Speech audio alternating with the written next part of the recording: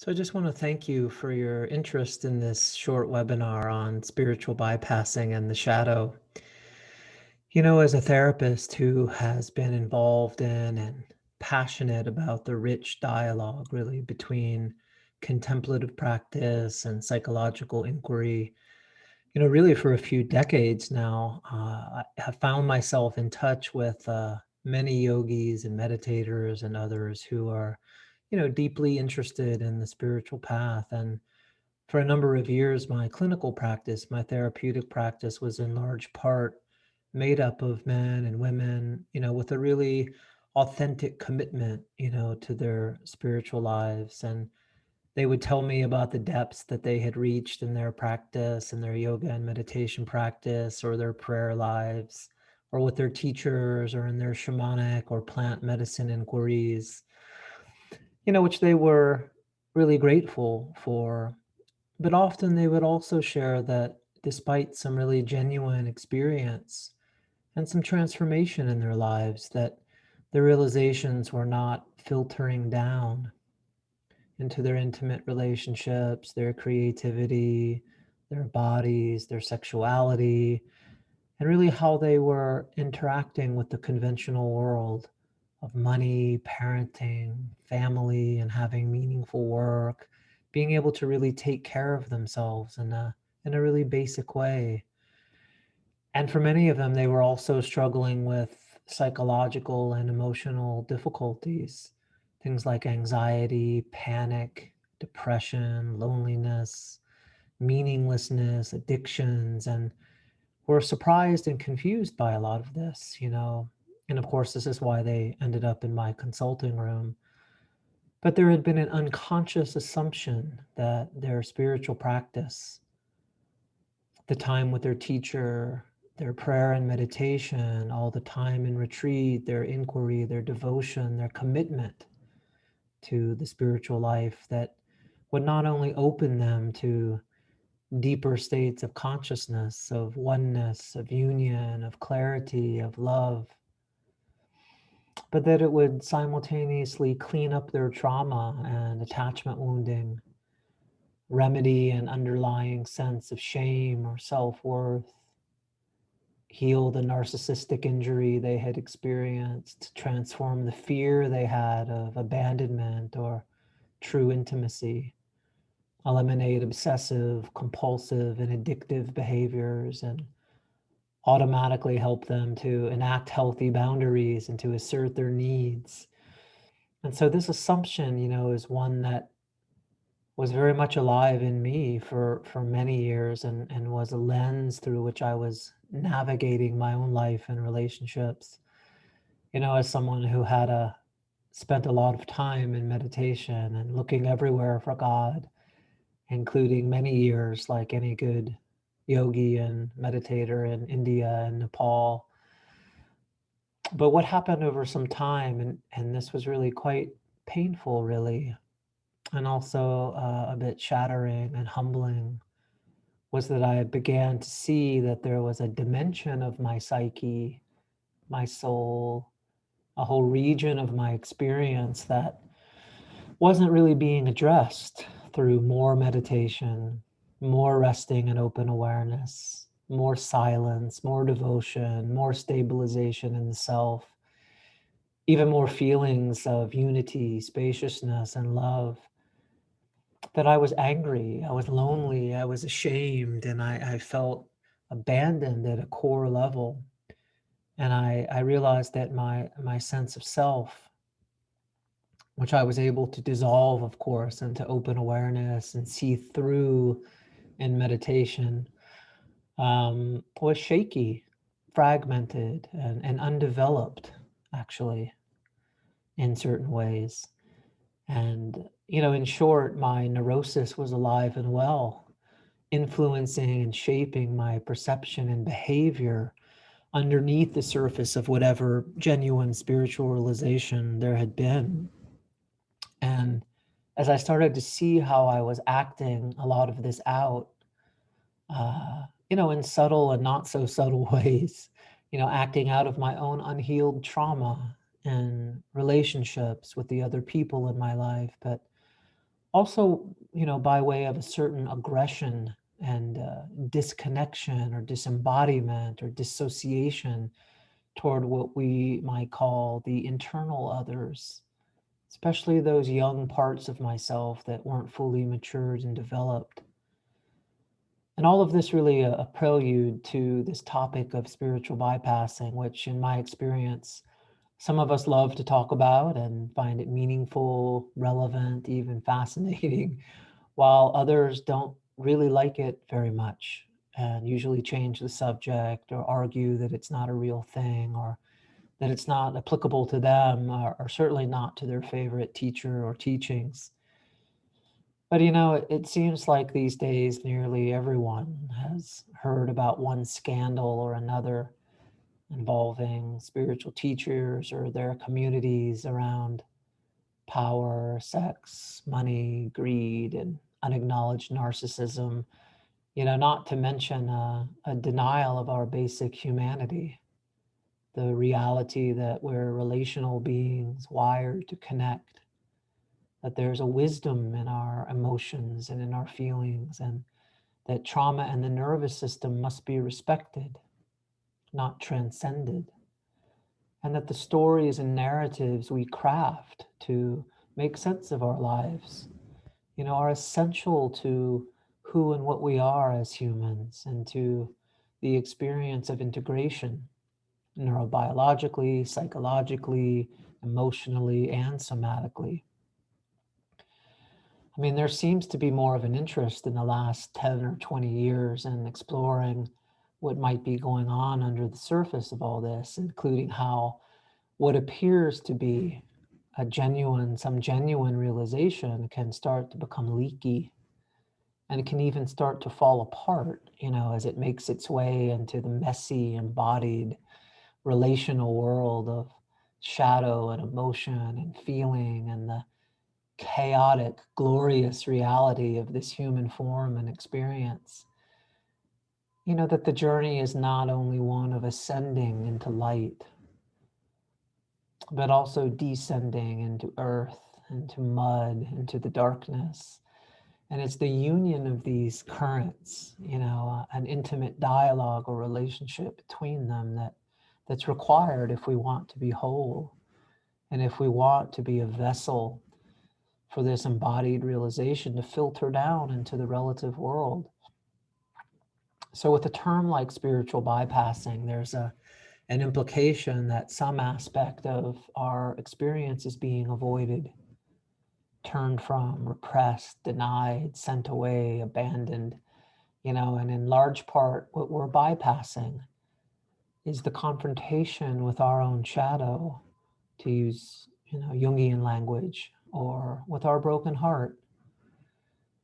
with our embodied vulnerability, with our unfelt grief, and just with those parts of ourselves that we've dismissed, rejected, and marginalized as unworthy, unacceptable, and certainly quite unspiritual. Things like our anger or selfishness or jealousy or greed or codependency, our loneliness, our fears, our melancholy, our boredom. But it's important to remember, I think, that it's not only our so-called negative material, and pieces of the soul that end up in the shadow, but any part of our personality that's unacceptable and unwanted. And we can also disown or split off from our own creativity, sexuality, even our capacity to feel joy, to enjoy a simple moment of being alive and taking a walk and engaging in spontaneous or unstructured play. And the reason that this experience, whether it's positive or negative,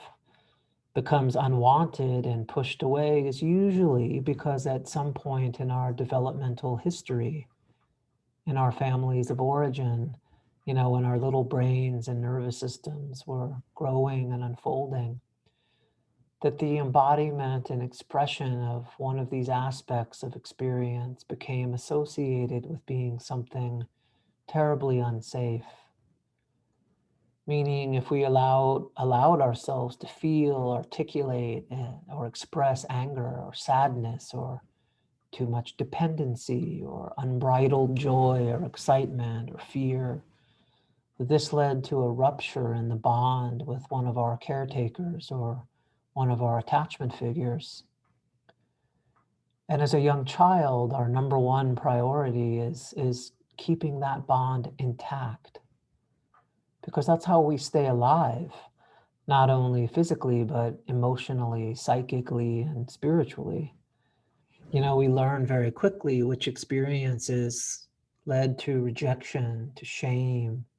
to abandonment and abuse, and which led to connection, affection, acknowledgement, and love.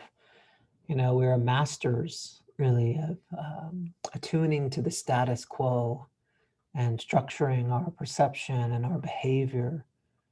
including all the way down to even what feelings we would allow ourselves to feel,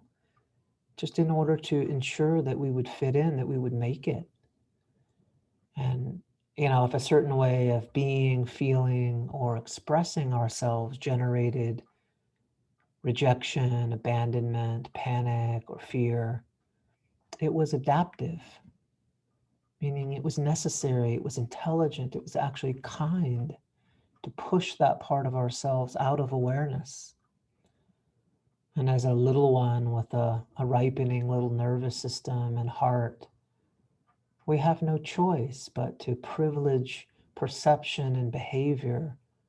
that's most likely to generate that embodied felt sense of safety over everything. And so any aspect really of our personality that we weren't able to be in a conscious, embodied, and kind relationship with will end up in the shadow.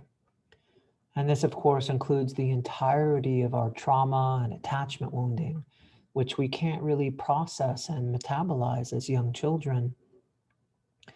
So spiritual bypassing occurs when we make use of our spiritual beliefs, ideas, practices, and theories, not to get closer to that wounding, not to get closer to our deepest core vulnerabilities so that they can be embodied, felt, and integrated, but where we use these same beliefs and practices to avoid these unwanted and unsafe parts of ourselves. This concern with how spirituality might be serving a defensive or an avoidant function in the psyche isn't new. In his own way, Freud spoke about this and was one of the first to discuss the variety of ways that we avoid these primal sort of survival level anxieties that threaten to spill out into conscious awareness, where they would be sure to wreak havoc really in our lives and relationships, generating all sorts of neurotic and even psychotic organization. But it was really Jung, I think, more than Freud, who addressed this more directly. I'm sure some of you have heard this quote from Jung that comes from his Collected Works, volume 13, his text on alchemical studies, where he said, "One does not become enlightened by imagining figures of light, but by making the darkness conscious." And so Jung, in his own way, was talking, I think, about spiritual bypassing about 50 years or so before our friend John Wellwood introduced the term back in the 80s, which he refined and clarified over a few decades, and was certainly someone who is influential for me and was helpful for me in my own dissertation process. But what we've discovered coming out of John's early work is that it is possible for any of us, to use our spiritual practices and beliefs to avoid our psychological or emotional wounding, our unmetabolized trauma, our unmet developmental needs for mirroring, for affection, and for a safe holding environment, in which our little brain and nervous system and heart can unfold and grow and be tended. To keep it really simple, the reason that we bypass spiritually, or in any other way for that matter, is to avoid or numb our pain, which makes a lot of sense developmentally, is that numbing served such an essential and adaptive function earlier in our lives, in keeping us out of a direct, conscious, embodied relationship with emotional and somatic experience that we just weren't able to process. We neither had the resources nor a safe other to help us, to contain, metabolize, and integrate what would otherwise be overwhelming. And so rather than seeing these early strategies of dissociation, disembodiment, or sequestering aspects of our experience into the shadow, we might see them really as our best early attempts at self-compassion, at caring for ourselves, at adaptation and staying out of deeply unworkable states that would be sure to generate additional trauma and fragmentation. And to really remove the shame, the judgment, and the self-aggression around all this, and to replace it with curiosity and even with some kindness and some understanding. I mean, I think it's no secret that many, if not most of us, who are drawn to spiritual and healing practices have been wounded, or in our lives in many different ways. We come across some powerful teacher or teaching or practice or new way of perceiving or seeing our experience, and we're drawn toward this to find some relief. And this is so very human and genuine and authentic and can be respected as such. The shadow side, though, of course, is that in our genuine longing and attempt to feel better, to avoid pain and fear and rage and grief, and that deep felt memory and sense that we aren't safe, we can unknowingly start to use our beliefs and practices and new ways of thinking and perceiving, not in the service of what we might call an embodied integration, but really to push those unmetabolized emotions, feelings, and sensations deeper into the shadow, where they're not healed, but only hidden, and where they will inevitably leak out, usually in less than conscious ways, and especially in our close personal relationships. It's important, I think, to note that spiritual bypassing, like any good defense mechanism or protective strategy, is happening for the most part outside of our conscious awareness, meaning we don't know we're doing it. If we did know that we're doing it, it wouldn't be a very effective strategy, would it? So spiritual bypassing is a way of engaging with our practices and beliefs to avoid feeling, to avoid a direct embodiment of our historic core vulnerabilities, our fears of intimacy and abandonment, and the entirety really of all that remains unlived and untouched within us. I think Jung's point in the quote I mentioned, which really mirrors what I've discovered in my own life as someone very familiar with spiritual bypassing. And to use an alchemical metaphor, is that we can't just go straight to the philosopher's stone, tear down the castle of the ego and emerge into fields of silver and emerald and gold. But there's a journey that we'll be asked to make, that we have to make. It's non-negotiable, really, this genuine confrontation with the unwanted, with the marginalized, and with the shadowy within us. And this can be really messy. It's not always going to feel flowy and loving and clear. And at times will be chaotic, uncertain, and it will feel as if we've been forsaken and if the light has fallen away. So one does not become enlightened by imagining figures of light, but by making the darkness conscious. And right after that, Jung goes on to say, the latter procedure, however, is disagreeable and therefore unpopular. And this latter procedure he refers to, of course, as the embrace of the shadow. It's the bringing of embodiment and the light of consciousness to the lost pieces of the soul, to the orphans of psyche and soma who have lost their way and are arising now, I think, for so many of us, not to harm or take us down, but as allies of integration and wholeness. They're not obstacles on the path, but the very path itself. And they only want to come back home and resume their rightful place in that larger ecology of what we are, which is a lot more immense and vast and majestic than we may have come to believe.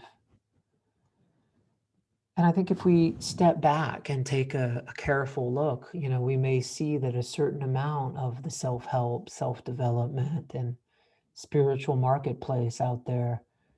is really quite seductive and alluring. The promises of transformation, healing, and lasting change happening relatively quickly and easily. Just follow these steps or do this or that technique and you'll be transported into the golden world. And I think perhaps we all have this within us, this desire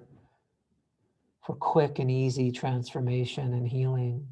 sudden enlightenment. I think Rumi called it this part of us that is drawn to that fool's gold. If we can learn the right theory or say the right mantra or receive the right transmission that will deliver us from all of our pain, our fear, our grief. I mean, this pattern is archetypal, actually. It's wired into us as humans, and, we need not shame or attack ourselves for it. We all want to feel better quickly and to live a life of purpose, of meaning, of intimacy and aliveness. But I think the invitation is to look deeply within ourselves and come to our own relationship with all of this, to discover what's most real and most true for us, and to take the risk of being really honest and transparent with ourselves. What is it that's motivating us to be interested in spirituality and healing and really bringing a new level of discernment as to what it is that we're really up to? And I think what I'm suggesting here is that what this process of discernment will inevitably lead to, and this is just my, experience and orientation, but it will lead right into that confrontation with the shadow. That invitation, as always, is not to shame and blame and attack and judge ourselves for wanting to protect ourselves, including through using what we're calling spiritual bypassing, which is just one of many defense mechanisms. But the invitation is always to bring greater consciousness and curiosity to what we're doing and why. What is it that is actually motivating our engagement with spiritual practices and beliefs? And especially those specific beliefs and practices that we find ourselves most drawn toward. What's really driving us at the deepest levels? And, to not immediately answer these questions with the first response that comes to our conscious mind, but to spend some time with them and listen and to allow a response to emerge that includes the body, our somatic being, as well as our emotional body,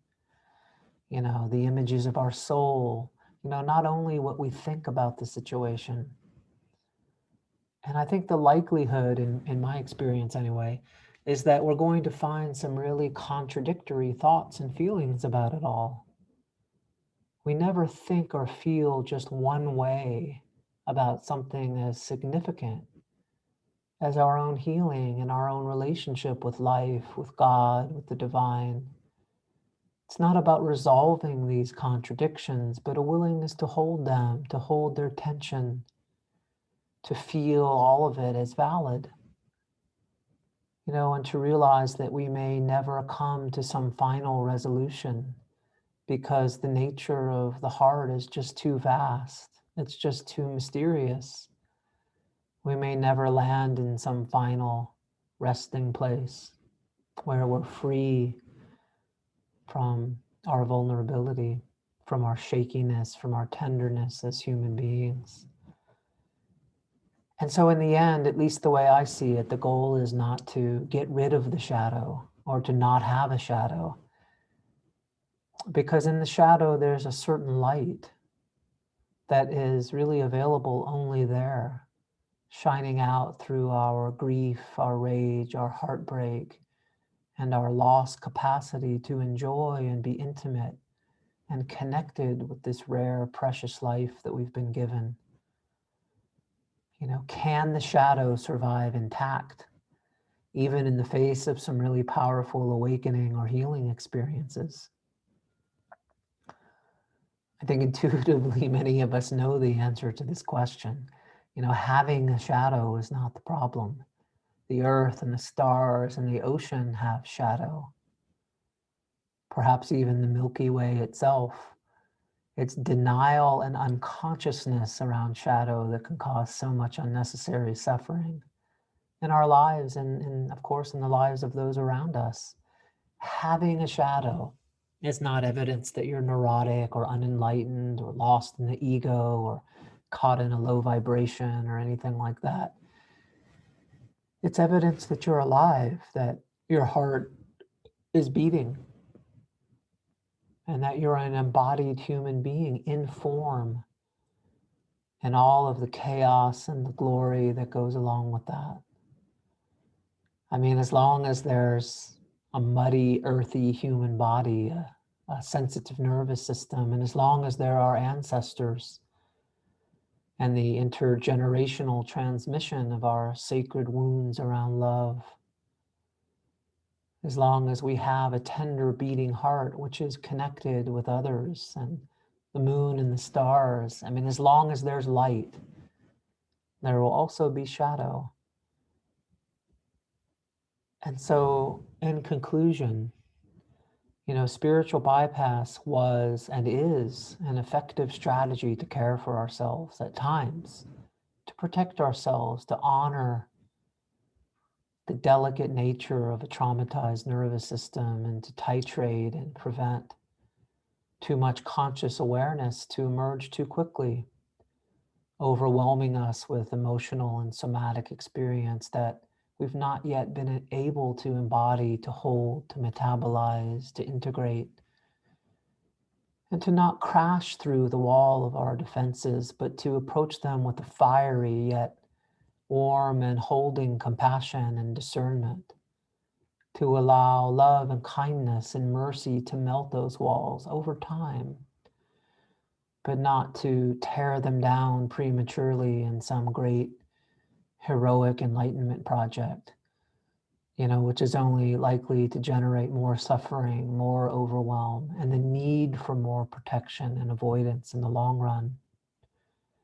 We have to remember that more spiritual practice, more meditation, more resting and open awareness, more mindful attention, more disidentification with form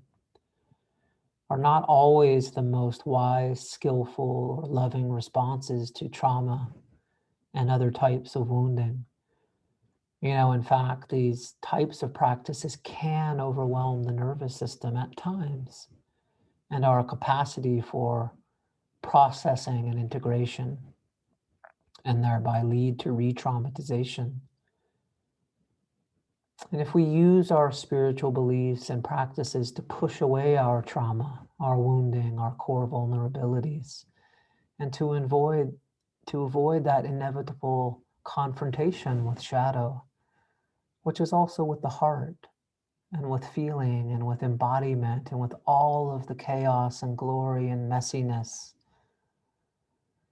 of that, it doesn't go away. It doesn't get healed or transformed or transmuted because it's not tended to. It only goes underground.